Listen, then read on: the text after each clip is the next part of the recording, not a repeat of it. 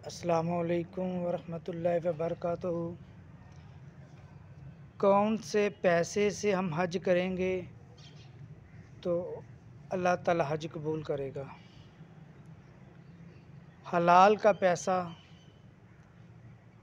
آپ نے کہیں سے بھی کمایا، کھیتی باڑی سے، تجارت سے، کسی بھی عہدے سے، حلال کا ہوگا تو انشاءاللہ آپ کا حج قبول ہوگا۔ حرام کے پیسے سے نہ نماز ہوگی، نہ روزہ ہوگا، نہ حج ہوگا۔ حرام پیسہ اسے کہتے ہیں آپ کسی عہدے پہ ہیں، وہاں سے رشوت لیتے ہیں، آپ سودی کاروبار کرتے ہیں، وہاں سے پیسے آپ کو ملتے ہیں، وہ بھی حرام ہے۔ تو آپ اتنی مشکل سے پیسہ اکٹھا کیا اور آپ اس حج کرنے گئے ہیں، آپ کو پتہ ہونا چاہیے کہ حلال کے پیسے سے حج ہوتا ہے۔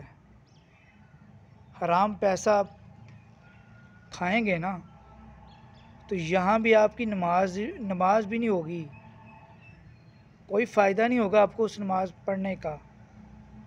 اگر آپ حرام کے پیسے تو روزہ رکھ رہے ہیں تو وہ بھی نہیں ہوگا۔ آپ کسی چیز کے اندر ملاوٹ کرتے ہیں، وہ بھی حرام کا پیسہ ہے۔ آپ کم تولتے ہیں، وہ بھی حرام کا پیسہ ہے۔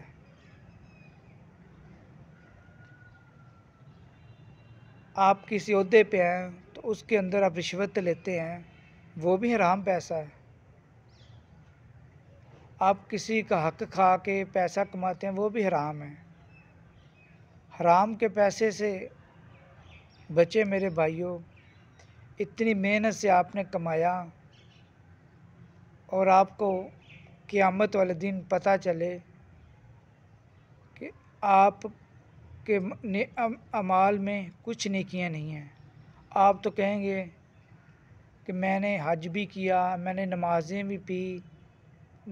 بھی پڑھی، میں نے سخاوت بھی کی، میں نے غریبوں کا علاج بھی کروایا۔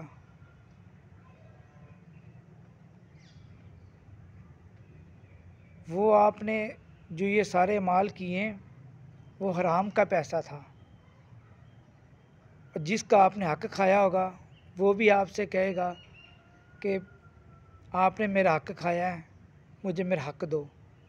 اللہ تعالیٰ کہے گا جو آپ کے مال میں تھوڑی بہت ہی نیکیاں ہوں گی، اللہ تعالیٰ کہے گا اب نیکیوں اس کو دو، اور اس کے گناہ آپ کے کھاتے میں ڈالے جائیں گے۔ میرے بھائیوں، یہ زندگی اللہ تعالیٰ نے آپ کو دی ہے، تندرستی دی ہے، آنکھیں بہت بڑی نعمت ہے، کان، ہاتھ، پاؤں سب نعمتیں ہیں۔ آپ کا کام ہے ایمانداری سے لوگوں کے ساتھ رویہ استعمال کریں۔ عہدہ کسی بھی محکمے کے اندر آپ ہیں،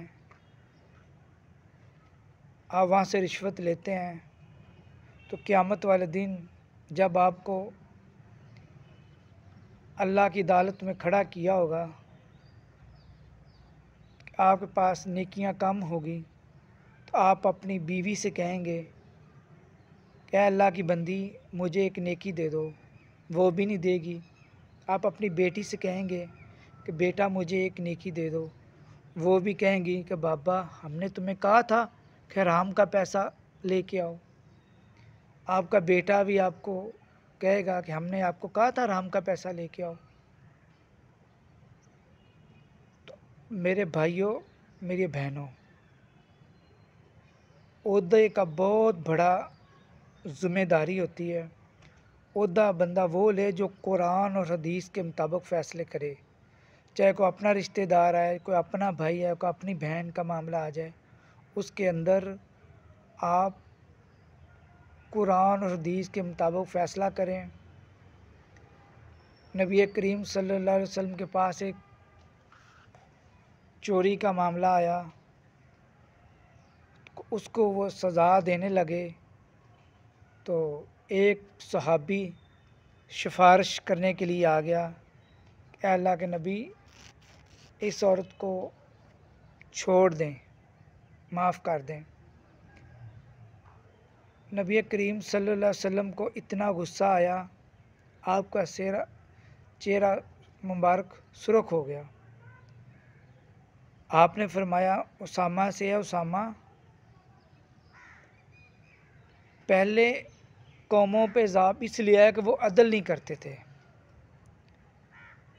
میں تو عدل ہی کروں گا۔ اگر اس جگہ میری بیٹی فاطمہ بھی ہوتی تو اس کو بھی میں نے اس کا چوری کی سزا یہ کہ اس کا ہاتھ کاٹ دیا جائے۔ تو رشوت خور تو چور سے بڑا جرم ہے۔ رشوت خور پہ اللہ تعالیٰ نے لعنت کی ہے، جس پہ لعنت وہ تو جہنمی ہوتا ہے۔ تو ایسی چیزوں سے، حرام کے پیسے سے بچو، یہ چوری سے بھی بڑا جرم ہے۔ زندگی کا کیا فائدہ جو ہمیں آخرت میں کچھ بھی نہ ملے۔ دوسرا، آج کل ہم دیکھتے ہیں کہ لوگ منافق بہت ہوتے ہیں۔ منافق اس بندے کو کہتے ہیں جو مجھے کہے میں تمہارے ساتھ ہوں تو بعد میں دوسرے کہے میں اس کے ساتھ نہیں، وہ تو ایسا آدمی ہے۔ ٹھیک ہے، اگر مجھ میں یا کسی میں برائی ہے، میں کسی کے ساتھ بات کروں فلانا جو آدمی ہے وہ ایسا ہے، تو وہ بھائی میں غیبت کر رہا ہوں گا۔ غیبت بہت بڑا جرم ہے، یہ بھی کبیرہ گناہ ہے۔ اگر آپ کسی کی یہ غیبت ہوگی نا، آپ اس کو، میں کسی کے ساتھ کوئی بات کروں کہ فلانا بندہ ایسا ہے، وہ غیبت ہے۔ اگر اس میں یہ برائیاں نہیں ہیں جو میں اس کو کہہ دوسرے بندے کو سنا رہا ہوں، تو یہ پھر اس پہ بہتان ہے۔ بہتان بھی بہت بڑا جرم ہے۔ غیبت اور بہتان بہت بڑا جرم ہے میرے بھائی اور بہنوں، اس سے بچو۔ کیا پتہ ہمارا یہ آخری دن ہو، کیا اللہ کو جا کے جواب دیں گے۔ منافق بندہ کافر سے بھی برا ہے، عیسائی سے بھی برا ہے،